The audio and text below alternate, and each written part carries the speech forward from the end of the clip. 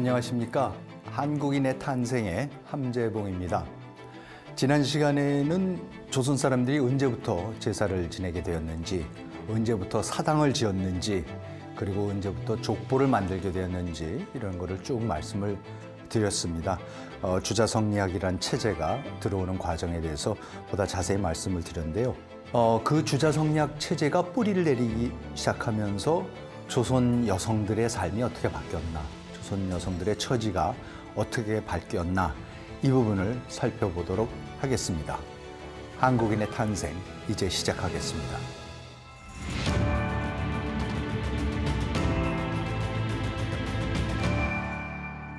제가 특히 조선 여성들의 삶을 조명하고 싶었던 이유는 우리가 역사를 볼 때요, 정치사, 왕조사, 그 사회 엘리트 계층의 역사만 봐서는 안 됩니다. 사실 근데 기록이 남아있는 거는 엘리트들에 대한 기록밖에 없습니다. 왕조실록 이런 거는 다 왕실에서 왕하고 대신들이 나누는 대화들만 나와 있는 거고, 그 다음에 무슨 문집들이 있거나 이건 전부 다 정말로 최고의 엘리트들, 4대 집안에서나 그런 걸 기록을 남기고 그런 거죠. 그런데 정작 인구의 90% 이상은 뭡니까? 평민, 천민, 그쵸? 무슨 무반, 서울, 하여튼 이런 사람들이죠. 이 사람들에 대한 기록은 하나도 없습니다. 사실은. 거의 없습니다. 근데 우리가 역사를 볼 때 어떤 시대를 평가하고 그럴 때에 전쟁을 얼마나 잘했고, 어떤 왕이 무슨 훌륭한 통치를 했고, 이런 얘기를 우리가 할 수도 있겠지만 중요한 것은 그 당시에 일반 사람들이 도대체 어떻게 살았을까를 우리가 가늠해 봐야 되는 거죠.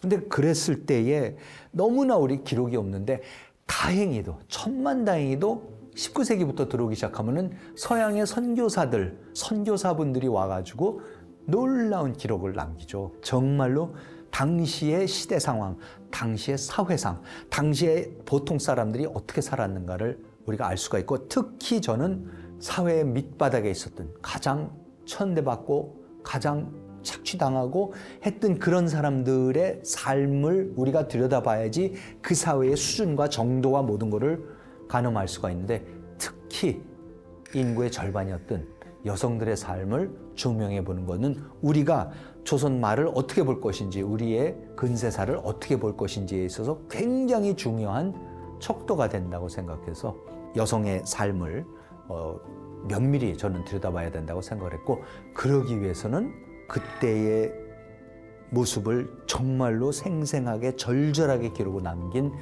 선교사, 이런 분들, 여행한 분들, 특히 외국 사람, 그런 눈으로 우리가 봐야 되고, 다행히 그 기록들이 있어서 그래서 우리가 그 시대 상황을 재구성할 수가 있습니다. 19세기 말에 그 외국 사람들이 이제 들어오기 시작하면서 이 사람들이 목격했던 조선 여성들의 처지에 대해서 한번 같이 살펴보고요.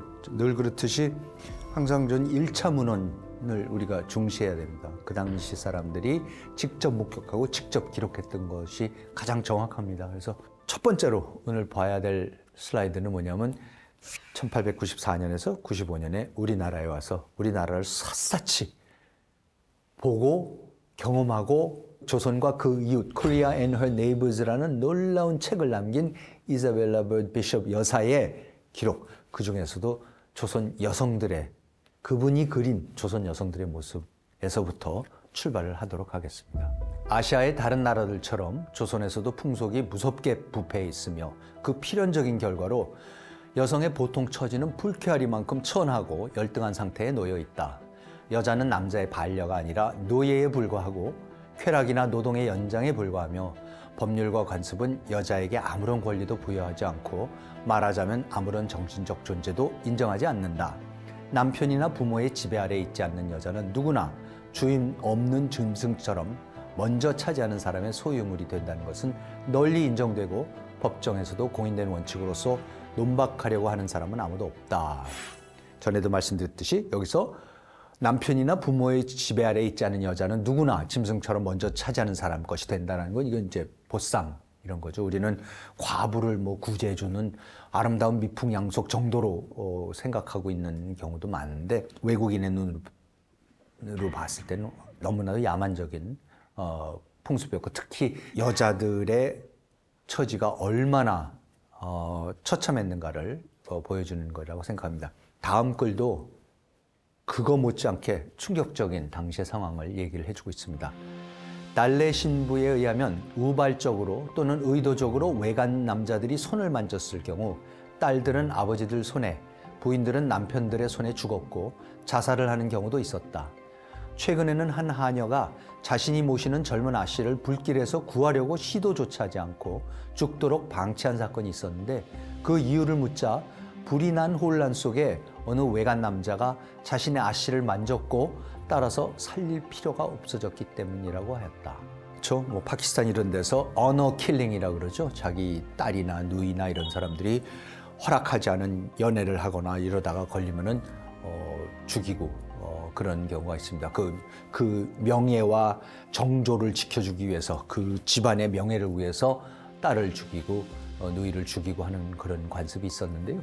지금 조선에서 똑같은 그 관습이 있었습니다. 사진에서도 보시듯이 그 당시에 여염집 여자들이 저렇게 복장을 하고 나가는 건 지금 이슬람이 강하게 지배하고 있는 나라에서 여성들이 눈만 내놓고 다니는데 그런 모습을 그대로 보실 수가 있습니다. 이사벨라 붓 비숍 여사가 이제 이 언제부터 이랬을까 얘기를 하면서 이제 조선이라는 거를 사실 어떻게 보면 굉장히 정확하게 지적을 해냅니다.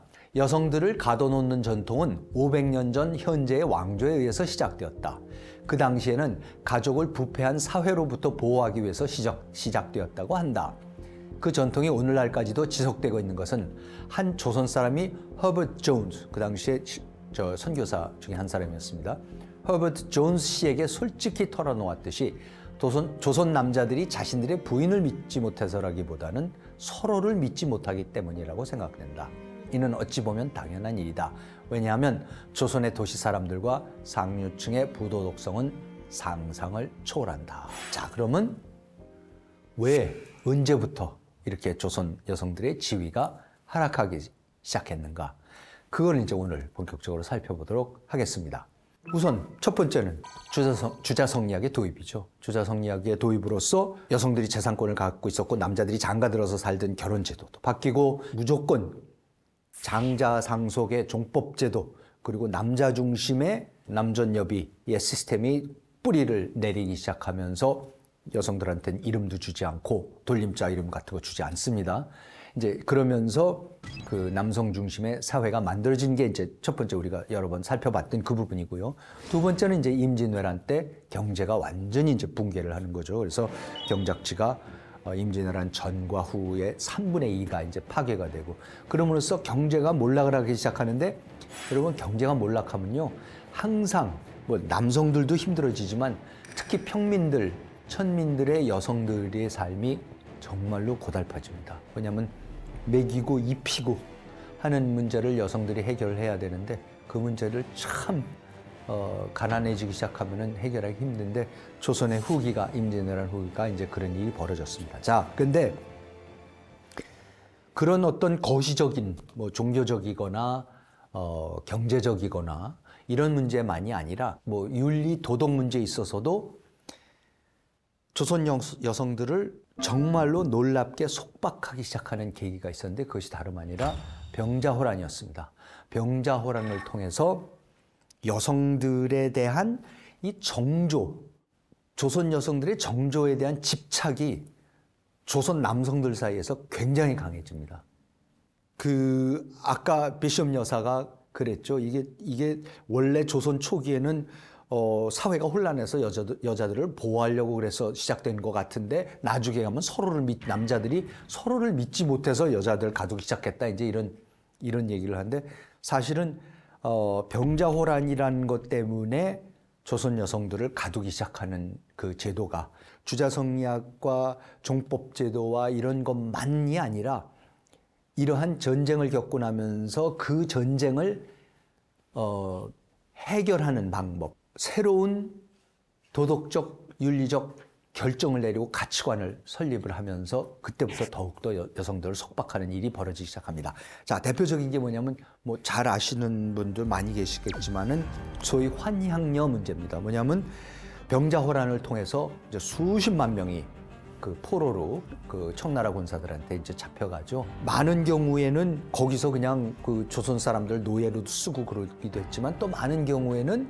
몸값을 받고 도로 팔았습니다. 그래서 조선 사람들이 심양에 가서 거기에 가서 시장에 가면은 끌려갔던 조선 사람들을 돈을 주고 다시 사오고 그래서 그 데려오고 구제하고 이런 경우들도 많았었는데 아무튼 이 과정에서 이제 그 여성들 잡혀갔던 여성들이 돌아오는 경우에 말하자면 이제 몸을 더럽혔다, 정조가 유린됐다 이 문제가 이제 대두되기 시작하면서 그러면 예를 들어서 부인이 잡혀갔는데 포로로 잡혀갔다가 돌아온다 그랬을 경우에 그러면 아니 정조가 유린된 여자를 도로 받을 수가 있느냐 이제 이런 문제가 생기기 시작하는 거죠. 이 문제를 본격적으로 제기하기 시작하는 것이 병자호란을 겪고 난 직후의 조선입니다. 그런데 거기에서 이제 대표적인 사건이 뭐였었냐면은 장유라는 당시에 우의정까지 한 사람입니다. 그리고 그 딸이 복림대군한테 시집을 갑니다. 나중에 효종이 되는, 그러니까 효종의 장인이죠. 근데 그 장유한테 장선징이라는 아들, 그러니까는 효종비의 오빠죠. 그 장선징의 처가, 그러니까 장유의 며느리가 병자호란 때 심양에 끌려갔다가 돌아옵니다. 그랬더니 장유가 이런 상소를 올립니다. 외아들 장선징이 있는데 강도의 변에 그의 처가 잡혀갔다가 속환되어와 지금은 친정 부모 집에 가 있다. 그대로 배필로 삼아 함께 선조의 제사를 받들 수 없으니 이혼하고 새로 장가들도록 허락해달라. 여러분 강도의 변이 뭡니까? 강화도죠. 왜 그러냐면은 병자호란을 일으키면서 쳐들어왔을 때에 보통 조선의 왕들이 어떻게 합니까? 강화도로 도망가죠. 그러니까 몽골군이나 여진족이나 수군은 없다. 거기는 이제 바다가 없으니까요. 그래서 항상 강화도로 피난을 갑니다. 이번에도 이제 강화도로 재빨리 피난을 가려고 인조가 도성을 떠나갖고 이제 강화도로 가죠. 그런데 어떻게 됩니까? 청군이 너무 날렵하게 생각보다 훨씬 빨리 쳐내려오기 때문에 강화도까지 가지 못하고 삼전도에서 잡히는 거죠. 그래서 삼전도에서 잡히면서 어쩔 수 없이 가갖고 이제 거기서 삼괴국어두례를 하면서 그 굴욕적인 항복을 하게 되고 군신 관계를 맺게 되는 거죠. 청나라하고. 그랬는데 이미 많은 사람들은 강화도에 피난을 가 있었습니다. 그런데 왕이 잡혀버리니까 항복을 해버리니까 당연히 강화도도 그냥 항복을 해버리는 거고 그래서 이제 강화도에서부터 소현세자, 내외, 복림대군, 내외도 있지만 여기 지금 장유의 그 며느리도 있었습니다. 그래서 이제 잡혀갔다가 돌아온 거죠. 돌아왔더니 저 시아버지가 아유 우리 며느리 실절한 상태라서 더 이상 우리 조상 제사를 받들게 할 수 없다. 그래서 이혼을 허락해달라 이제 예조에다 했던 거죠. 그랬더니 그런데 며느리의 아버지는 도승지였습니다.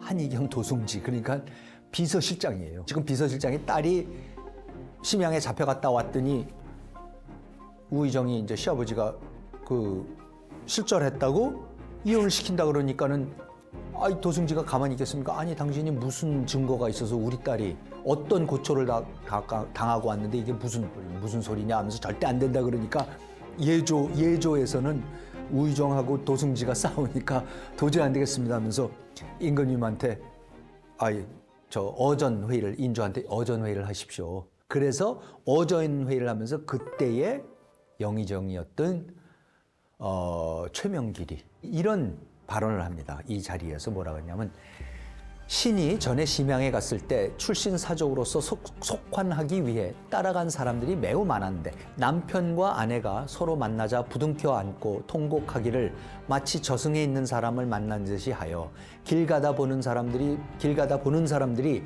눈물을 흘리지 않는 사람이 없었습니다. 부모나 남편으로 돈이 부족해 속환하지 못하는 사람들은 장차 차례로 가서 속환할 것입니다. 만약 이혼해도 된다는 명이 있게 되면 반드시 속환을 원하는 사람이 없게 될 것입니다. 이것은 허다한 부녀자들을 영원히 이역의 귀신이 되게 하는 것입니다.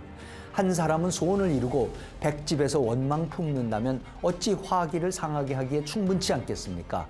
신이 반복해서 생각해보고 물정으로 참작해 보아도 끝내 이혼하는 것이 옳은 줄을 모르겠습니다. 그럽니다. 그러니까 대단한 사람입니다. 뭐냐면 절대 안 됩니다. 이혼시키면 절대 안 됩니다. 그러면서 이 최명길이 뭐까지 하냐면요. 야, 그러면 우리가 임진왜란 때 똑같은 일을 당했는데 그럼 임진왜란 때에도 선조대왕이 뭔가를 결정을 내렸을 거 아니냐 그러면서 사신을 사고로 보내갖고 왕조실록 거기에 있는 선조실록을 읽어오게끔 해요. 여러분 실록이라는 것은 사신들 그 사관들만이 볼 수 있습니다. 아무도 못 봅니다. 왕 자신들도 못 봅니다. 그러니까 그거를 볼 수 있는 사람을 뽑아서 그 사람 보고 가서 도대체 선조가 뭐라고 그때의 결정을 내렸는지를 보라 그럽니다. 그때 이제 왜군한테 잡혀갔던 사람들이 여자들이 풀려나고 그랬을 경우에 똑같은 문제가 그 논란이 벌어지니까 그때 선조가 안 된다고 그랬답니다. 그래서 이제 그것까지 인용하면서 절대로 안 됩니다. 이렇게 얘기를 합니다. 그러면서 이제 이어서 얘기를 이렇게 합니다. 그리고 한이겸의 딸에 관한 일은 별도로 의논할 필요가 없습니다. 신이 심양으로 갈 때 들은 이야기인데 청나라 병사들이 돌아갈 때 자색이 잠옷 아름다운 한 처녀가 있어 청나라 사람들이 온갖 방법으로 달래고 협박하였지만 끝내 들어주지 않다가 사하보에 이르러 굶어 죽었는데 청나라 사람들도 감탄하여 묻어주고 떠났다고 하였습니다. 또 신이 심양의 관사에 있을 때 한 처녀를 값을 정하고 속하려고 하였는데 청나라 사람이 뒤에 약속을 위배하고 값을 더 요구하자 그 처녀가 돌아갈 수 없음을 알고 칼로 자신의 목을 찔러 죽고 말았습니다. 이에 끝내는 그녀의 시체를 사가지고 돌아왔습니다. 가령 이 두 처녀가 다행히 기한 전에 속환되었더라면 반드시 자결하지는 않았을 것입니다. 비록 정결한 지조가 있더라도 누가 다시 알아주겠습니까? 이로써 미루어 본다면 전쟁의 급박한 상황 속에서 몸을 더럽혔다는 누명을 뒤집어 쓰고서도 밝히지 못하는 사람이 얼마나 많겠습니까? 사로잡혀간 부녀들을 모두 몸을 더럽혔다고 논할 수 없는 것이 이와 같습니다. 한이겸이 상언하여 진달한 것도 또한 어찌 특별한 원통한 정상이 있어서 그런 것이 아니겠습니까? 하니 아른대로 하라고 답하였습니다. 인조가 그렇게 답하였습니다. 근데 여러분 다음 문장을 보세요. 실록에 바로 다음 문장이 뭐라고 써있냐면요. 그러나 이 뒤로는 사대부집 자제는 모두 다시 장가를 들고 다시 합하는 자가 없었다. 저는 이걸 보고 조선 남자들의 저 비열함, 저 비겁함 정말 너무 놀랍습니다. 자기네들이 못 지켜줘서 끌려갔었는데 또 이것도 양반 사대부집에서 지체 높을수록 몸을 더럽혔기 때문에 자기 조상들의 제사를 받들게 할 수 없다 이러면서 다 이혼을 시켰습니다. 그러니까 왕도 최명길의 의견을 받아서 선조 때도 안 그렇기 때문에 임진왜란 직후에도 안 그랬기 때문에 이혼하면 안 된다 그랬음에도 불구하고 다 사대부 자제들은 다 새장가를 들어버렸다. 끌려갔던 부인들을 다 버리고. 그런데 실록에 보면 사관이 기록만 하는 것이 아니라 자기의 의견을 집어넣는 부분이 꼭 있습니다. 그 어전 회의를 쭉 한 얘기를 해갖고 이렇게 결정이 내렸지만 다 이렇게 이혼을 시켜버렸다라고 하면서 사관이 또 자기 의견을 집어넣는 부분이 나옵니다. 뭐라 그러냐면요. 사신은 논한다. 사신에게 역사 사자입니다. 사신은 논한다. 충신은 두 임금을 섬기지 않고 연려는 두 남편을 섬기지 않으니 이는 절의가 국가에 관계되고 우주의 동량이 되기 때문이다. 사로잡혀갔던 부녀들은 비록 그녀들의 본심은 아니었다고 하더라도 변을 만나 죽지 않았으니 절의를 잃지 않았다고 할 수 있겠는가? 이미 절개를 잃었으면 남편의 집과는 의리가 이미 끊어진 것이니 억지로 다시 합하게 해서 사대부의 가풍을 더럽힐 수는 절대로 없는 것이다. 최명길은 삐뚤어진 견해를 가지고 망령되게 선조 때 일을 인용하여 허니하는 말에 끊어버리기 어렵다는 의견을 갖추어 진달하였으니 잘못됨이 심하다. 그러면서 최명길이 임진왜란 당시에 선조실록의 기록까지 참조하면서까지 했던 것조차도 이런 궤변을 넣어놓기 위해서 한다. 여성들이 정절을 못 지켰으면 당연히 내쳐야 되는 거다라고 그렇게 사관도 써버립니다. 그러니까 사대부 자제들이 다 이혼을 시켜버리는 거죠. 자, 그런데 그로부터 몇 년 후에 송시열이 송자대전에 나온 기록이 있습니다. 바로 이 장선징에 대한 겁니다. 그러니까 여러분 지금 어쨌든 다른 사대부 집안에서는 어떻게 했는지 몰라도 이 장유의 아들 장선징을 이혼시키겠다라는 건 결국은 어떻게 합니까? 최명길의 말을 듣고 그래 그럼 이혼 안 된다 이렇게 결정을 내렸지 않습니까? 그러니까 이혼을 못했던 거죠. 그거에 대해서 송시열이 이렇게 쓰고 있습니다. 신은 또 상고하건대 정자가 이르기를 실절한 여자를 취하여 배필로 삼으면 이는 벌써 자신이 실절한 것이다 라고 하였습니다. 정축년 별난 초에 실절한 부인을 그 남편으로 하여금 버리지 못하게 하였으니 이는 실절을 가르친 것입니다. 그때에 장유의 아들 장선징을 이혼을 안 시킨 거는 실절을 하도록 만든 거다. 남자도. 법을 의롭게 제정했더라도 오히려 악용이 될까 걱정인데 이런 식으로 법을 만드니 어떻게 백성을 방지하겠습니까? 삼가 듣건대 장선징 집에 실절한 부인의 소생이 있는데 상신이 그와 혼인을 의논했다 하니 추잡함이 막심합니다. 대신이 이와 같기 때문에 조정이 날로 격화되고 임금의 위세가 날로 강화되니 매우 두렵습니다. 무슨 얘기냐면요. 장선징의 집에서 그 심양에 끌려갔다 온 그 부인하고 사이에 아들이 있는데 그 집하고 다른 집하고 혼사가 오고 간 거예요.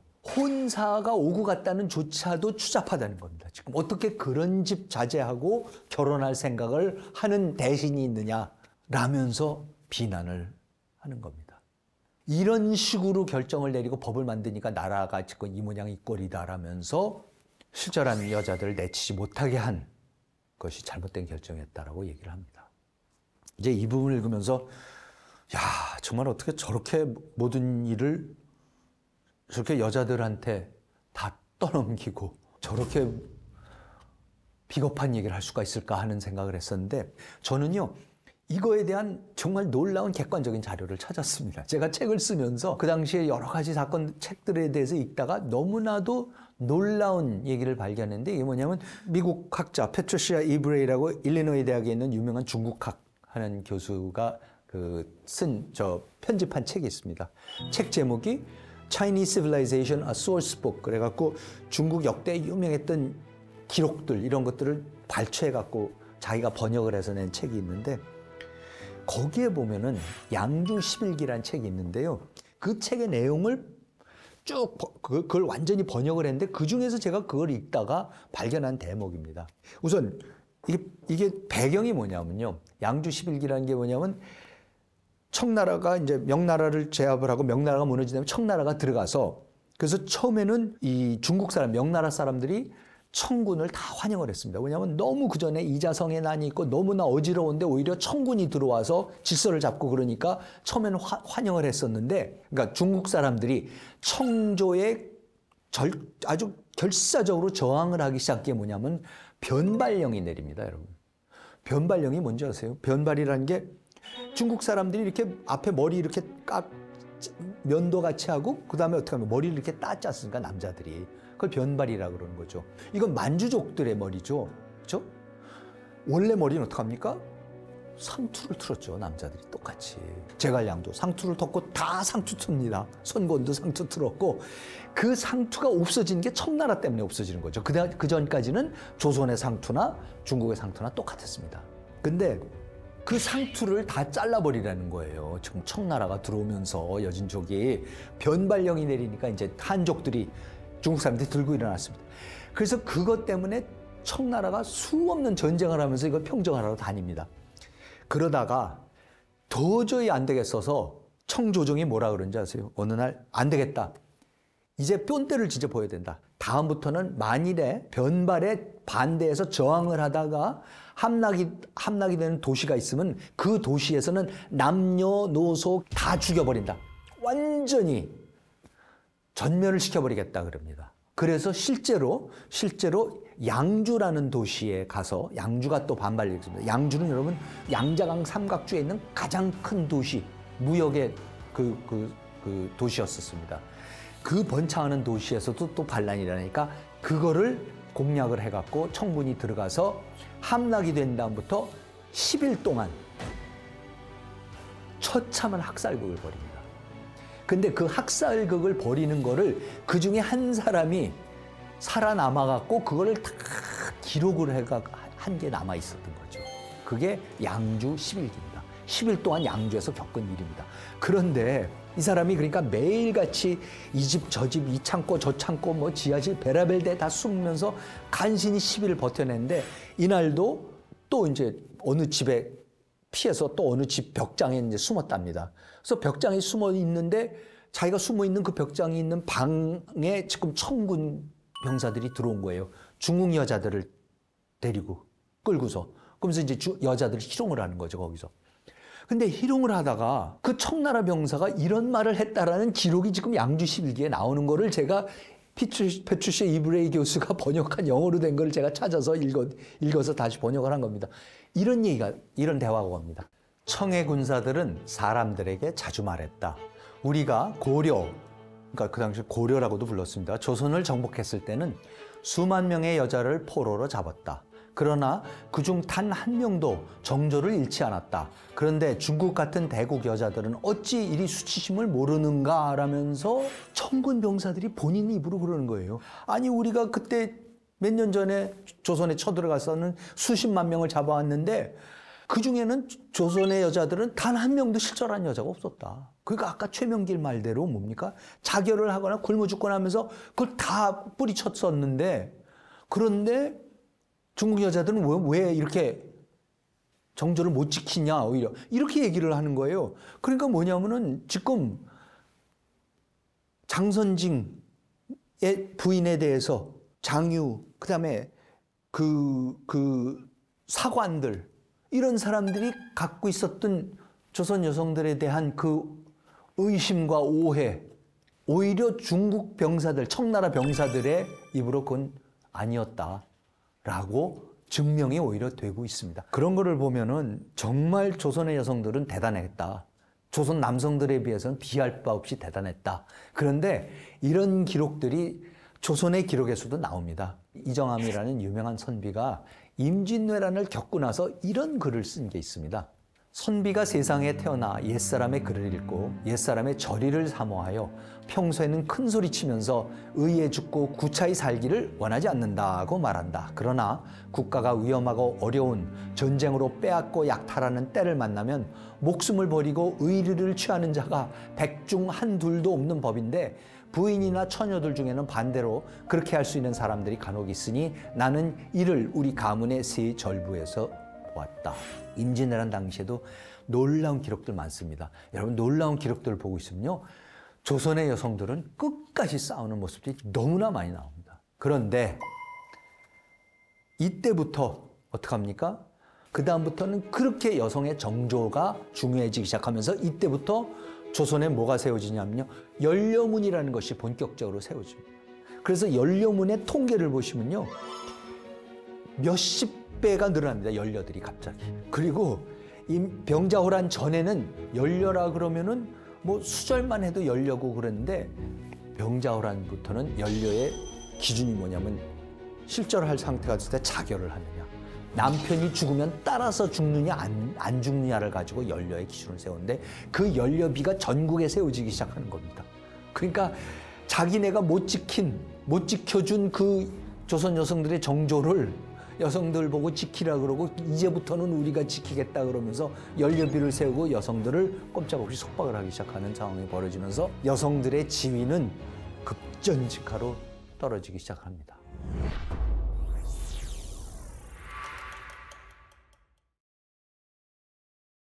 그래서 그런 상황을 선교사들이 와서 서양의 선교사들이 19세기 말에 와서 보는 겁니다. 그래서 스크랜턴 여사가 1895년에 조선에 들어와서 이제 이화학당이라는 걸 이제 처음 세우려고 그런 거죠. 1896년에 이제 이화학당이 본격적으로 세워지지만 이분들이 제일 먼저 와서 하는 게 고아원을 세우는 겁니다. 그러니까는 언더우드 목사도 경신학교라는 걸 세우죠. 그게 다 고아원에서 시작을 하는 겁니다. 워낙 고아들이 많으니까 조선에. 그러니까 이제 그 남자 고아원도 생겼지만 이제 여자 고아원을 그래서 스크랜턴 여사는 여자 아이들을 위한 고아원을 세우려고 그래서 그 계획을 했다 하면서 그에 대한 보고서를 쓴 게 있습니다. 내 다음 사역은 빈민 구제가 될 것입니다. 2, 3주 전 이런 생각을 하였는데 올바른 방향이라 여기고 있습니다. 나는 버려진 고아들에 대한 이야기를 여러 번 들었습니다. 그 이야기를 듣고 당장 고아 2명을 집에 데려올 생각이었습니다. 새 집이 마련될 때까지 기다리지 않고 형편대로 곧 시작하려 했습니다. 오늘 아침까지 심사숙고한 끝에 2명이 아니라 6명을 데려다 기르기로 결심하고 내게 고아 이야기를 해준 사람에게 부탁해서 고아들을 더 데려오도록 하였습니다. 기대를 갖고 기다렸는데 그는 며칠이 지나 빈손으로 돌아와 여자 고아들을 구하기 어렵습니다. 남자 고아들은 아주 많은데 어린 여자아이들은 돈을 주고 사가기 때문입니다. 라고 담담하게 말했습니다. 이곳 남자들은 아주 극빈층이 아니면 부인이나 첩을 여러 명 거느리고 사는데 그런 배경에서 어린 여자 고아들을 사고 파나 봅니다. 그러니까 이 여자아이들은 고아도 못 찾습니다. 내버려 두질 않는 거죠. 다 첩으로 부모 없고 버려진 사람은 첩으로 데려가거나 뭐 기생으로 팔거나 뭐 노비로 팔거나 이렇게 하겠죠. 그래서 이사벨라 비숍 여사가 또 이런 얘기를 합니다. 조선에는 여자아이들을 가르치는 학교가 없다. 조선의 여성은 글에 대해 아무런 교육을 받지 않기 때문이다. 지체가 높은 계층에서는 언문을 배우는 여자도 있지만 그 숫자는 1,000명당 1명도 안 된다. 그렇죠? 한글을 배우는 경우도 있지만 1,000명에 하나 정도도 안 된다. 여자들에게 부과된 영역은 글을 알 필요가 없다. 설거지라고 빨래하고 맨날 그렇죠? 옷이나 짚고 앉아 있는데 글을 알아서 뭘 하냐 이런 얘기가 됩니다. 예외가 있다면 점잖은 계층에 속하지 않은 여성들이다. 뭐죠? 기생 얘기죠. 남자들의 잡다한 놀이 대상이 되어주기 위하여 그들은 이야기를 읽고 낭송하거나 춤추고 노래하고 악기를 다루는 등 남자들에게 매력적으로 보일 수 있는 것들만 골라서 흘려 맞는다. 이런 여성들은 신분 상승을 이룰 수도 있으나 절대로 누구의 부인이 될 수는 없다. 조선의 남자들은 자신의 혈통이 도덕적으로 흠집이 나지 않게 하기 위해서 부인은 비록 하얀 벽같이 완전히 머리가 비어있는 여자라도 다른 곳에서 찾지 결코 점잖지 않은 계층에서는 찾지 않는다. 그러니까 글을 좀 알고 그래도 남자들하고 대화가 상대가 되는 거는 기생들밖에 안 되고 그럼 기생들은 부인으로 맞이할 수는 없고 잘해야 첩으로나 맞이할 수 있는데 그러면 부인들은 그러면 글을 가리키냐 아무것도 안 가르치는 거죠. 그럼 어떻게 합니까? 지체가 높은 집일수록 부인은 머리가 백지 상태, 백지장처럼 하얗게 되는 겁니다. 이게 지금 조선 여성의 처지라고 얘기를 합니다. 그 다음에 이제 나오는 게 또 이거는 언더우드 목사 부인이 한 얘기입니다. 조선의 여성들은 일반적으로 말해서 아름답지 않다. 나는 이들을 그 누구 못지않게 사랑하고 내 친자매와 같이 생각하지만 이는 솔직히 고백하지 않을 수 없다. 비애, 절망, 고된 노동, 병마, 사랑받지 못함, 무지, 너무나 많은 경우에 수치심은 그들의 눈을 흐리멍텅하게 만들었고 그들의 얼굴을 굳어지고 상처나게 함으로써 25살이 넘은 여자들 사이에서 아름다움 비슷한 것을 찾는 것은 헛된 일이다. 아직 염려와 고된 노동의 손길이 닿지 않은 어린 소녀들이나 젊은 부인들, 섹시들, 괄호 열고 이분이 섹시라고 아예 쓰셨습니다. SAEKSI라고 중에는 이쁘고 매력적이고 흔치는 않지만 아름답기까지 한 얼굴을 볼 수 있는 경우도 종종 있다. 그러나 이들 불쌍한 궁중의 여인들은 그런 경우가 아니다. 굳어질 대로 굳어졌고 거칠고 저속하기만 한 이들을 보면 가엾은 마음만 들 뿐이다. 그러니까 앞부분에는 조선 여성들에 대해서 일반적으로 얘기를 하는 거죠. 너무나 힘들게 살기 때문에 이쁜 여자들 참 찾아보기 힘들다. 지금 전 세계에서 미용이나 모든 거에 미에 있어서 앞서가는 조선 한국의 여성들의 100년 전의 모습이 저랬었습니다. 그리고 뒷부분에 뭐라고 써있냐면 이 불쌍한 궁중의 여인들은 그런 경우가 아니다. 이게 뭐냐면요. 지금 이때가 언더우드 목사 부인이 고종하고 민비를 아련하러 들어갔을 때입니다. 궁중에 그 대기실에 앉아있는데 거기에 이제 궁궐에 있는 많은 뭐 상궁이고 무슨 뭐 무술이 뭐 하여튼 여자들이 있을 거 아닙니까? 경복궁에는 10,000명이 항시 드글거렸답니다. 많은 경우 여자들이고요. 근데 그 여자들은 일반 백성들 같이 헐벗고 굶주리고 그래서 아름답지 않은 게 아니라 당연히 화장도 했을 거고 궁중 여인들이니까 했는데 너무나 굳어졌고 거칠고 저속하다. 담배 피고 뭐 이러면서 그런 거를 보면서 아, 조선의 여성들도 이랬었구나 하는 거를 우리가 가늠해 볼 수 있습니다. 다음에는 독립신문입니다. 여러분, 독립신문이 1896년 서재필 씨가 와서 독립신문을 만들지 않습니까? 그 독립신문에 이런 기사가 납니다. 서재필 씨가 쓴 기사입니다. 세상의 불쌍한 인생은 조선 여편네니 우리가 오늘날 이 불쌍한 여편네들 위하여 조선 인민에게 말하노라. 여러분, 여기서 여편네 이런 걸 보면 지금 우리말로는 굉장히 안 좋은 상스러운 말같이 돼 있지만 당시의 조선말로는 좋은 말이었던가 봅니다. 그러니까 전혀 우리가 어투가 달랐었고 아무튼 그런 그러니까 좋은 의미에서 여성들이라는 거죠. 우리말로 지금 하면 여성들이죠. 여편네가 사나이보다 조금 더 낮은이 아닌데 낮은이라는 게 낮은 이가 아닌데 낮은 사람이 아닌데 사나이들이 천대한 것은 다름이 아니라 사나이들이 문명 개화가 못되어 이치와 인정은 생각하지 않고 다만 자기의 팔심만 믿고 팔힘만 믿고 압제하려는 것이니 완력만 믿고 압제하려는 것이니 어찌 야만에서 다름이 있으리요. 사람이 야만과 다른 것은 정의와 예법과 의리를 알아 행신을 하는 것이오늘 조선 사나이가 여편네 대접하는 것을 보고 두면 정도 없고 의도 없고 예도 없고 참 사랑하는 마음도 없이 대접하기를 사나이보다 천한 사람으로 하고 무리하게 압제하는 풍속과 억지와 위험으로 행하는 일이 많이 있으니 그 여편네들을 대하여 어찌 불쌍하고 분한 마음이 없사리요. 장부라고 하는 것은 강하고 교만한 사람을 업신여기고 약하고 고난, 피곤한 인생을 높이고 위해주는 법인데 여편네라는 것은 사나이보다 약하니 장부의 도리에 약한 이를 존경하고 위하는 것이 높고 마땅한 일이라. 조선 여편네들이 약한 고로 자유한 권리가 없어졌고 대접받기를 옥에 갇힌 죄인같이 하니 그 사나이들의 무리한 죄상을 생각하면 매우 천하고 괘씸하더라. 조선 남녀의 행실을 비교하여 볼진대 여편네가 사나이보다 100배가 나은 것이 첫째는 사나이 중에 음행하는 자가 더 많고 첩둔 사람이 많이 있으되 여편네 중에는 음행하는 이도 적고 간부든 여편네도 적은즉 어찌 사나이보다 높고 정결하지 않하리요. 무리한 사나이들이 풍속 만들기를 저희는 음행하며 장가든 후 첩을 두어도 부끄러움이 없고 자기 안에는 음행이 있든지 간부가 있으면 대변으로 아니 그런 고르지 못한 일이 어찌 있으리요. 자기 행실이 옳고 정결한 후 자기 아내가 행실이 그르면 그때는 그 아내를 쫓는다든지 법률로 다스리는 것은 마땅하거니와 자기 행실이 그른즉 자기 아내 책망하는 권력이 없는지라. 조선 사나이 중에 음행을 하든지 첩을 두는 자는 음행이 있는 여편네 다스리는 법률로 다스리는 것이 마땅하니라. 조선 천한 사나이 생각에 자기 아내가 못 믿어워 문 밖에 임의로 나가지 못하게 하고 내외하는 풍속을 마련하여 죄인같이 집에 가두어두고 부리기를 종같이 하고 천대하기를 자기보다 낮은 사람으로 여기니 어찌 분치 아니하리요.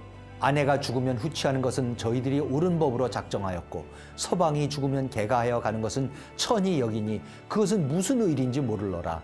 가는 한 여편네가 소년의 과부가 되면 개가하여도 무방하고 사나이도 소년의 상처하면 후취하는 것이 마땅하니라. 조선 부인네들도 차차 학문이 높아지고 지식이 널러지면 부인의 권리가 사나이 권리와 같은 줄을 알고 무리한 사나이들을 제어하는 방법을 알리라.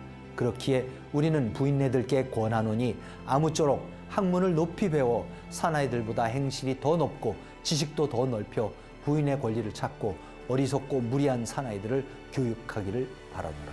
독립신문 1896년 4월 21일 일면 2단입니다. 여러분 3주째밖에 안 된 신문입니다. 그런데 누가 썼습니까? 외국 사람도 아니고 외국 여자도 아니고 조선 여자도 아니고 조선 남자인 서재필 씨가 쓴 글입니다.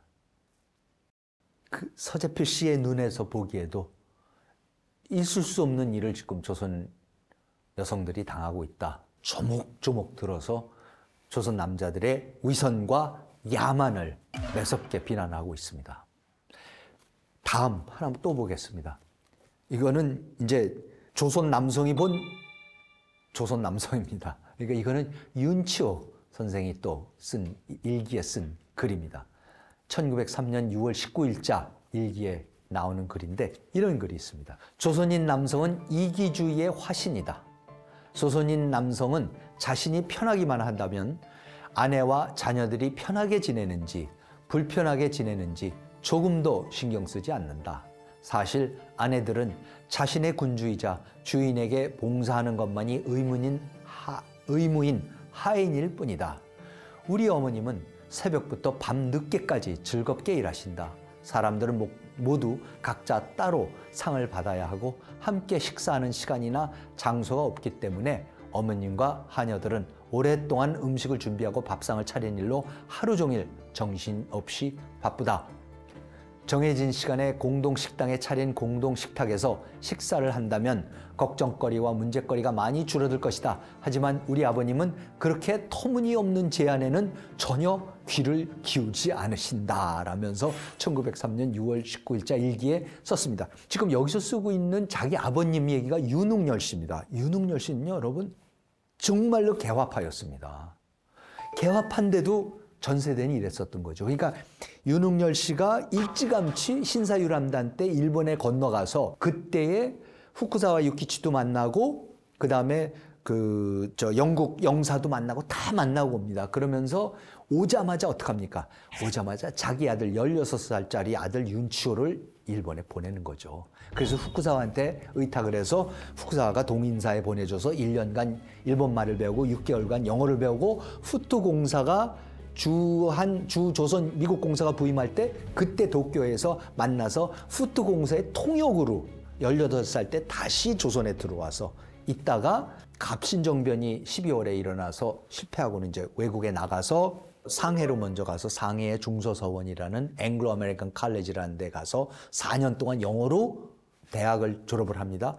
너무 공부를 잘해서 그 학교를 설립한 영 앨런 목사라는 분이 자네는 미국 가야 된다. 그래서 밴더빌트 대학에 유학을 보내줘서 밴더빌트 대학에서 또 대학을 졸업하는데 영문학을 전공을 해서 최고의 성적으로 졸업해요.